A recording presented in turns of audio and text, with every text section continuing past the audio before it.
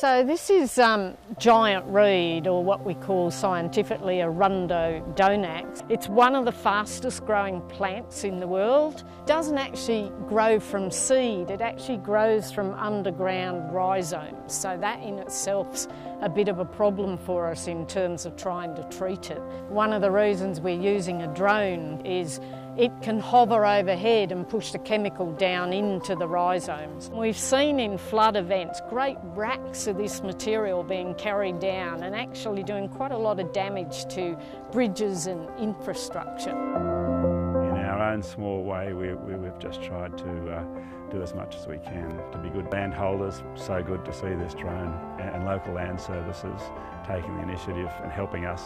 This giant reed is not a good coloniser of the riverbanks, so our aim is to get rid of it. It should be a win for everyone, hopefully. I guess we, as a generation of landholders and land users, we want to leave the river in a better state than what we found it. So if we can just help by keeping our little bit clean, we will have done our job around here.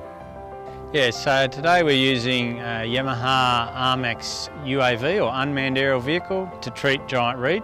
The difficulty traditionally with treating giant reed is it's a large plant, so by using the UAV we can fly over the top and get the chemical down into the plant.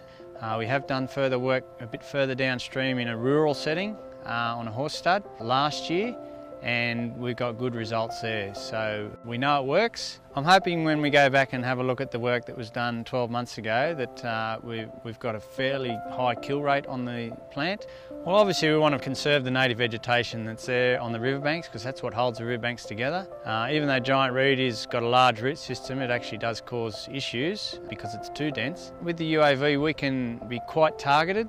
We can work in and around the native plants so that we're preserving them at the same time we're killing off the giant reed. The other issue with giant reed we found is you need to stay on top of it. It really needs follow-up for 3 to 5 years of spraying in spring and autumn. In summertime, when it has access to good moisture, it can grow 10 centimetres a day, so quite phenomenal, the growth rate on it. And again, if you do decide to cut and poison it, you need to respray and follow up spraying when it's only as high as your knees or your thighs. You don't want it to get into these huge clumps again because you're back where you started.